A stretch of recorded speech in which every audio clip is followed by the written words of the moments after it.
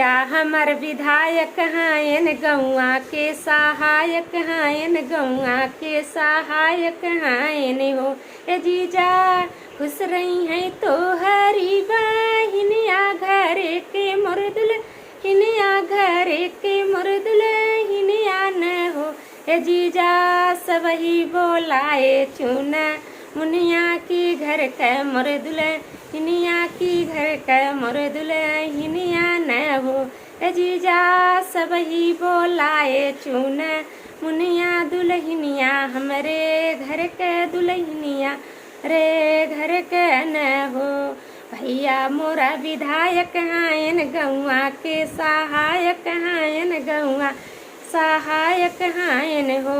ए जीजा खुश रही हैं तो हरी बहिनिया की घर का मोर दुल्हनिया की घर का मोर दुल्हनिया न हो।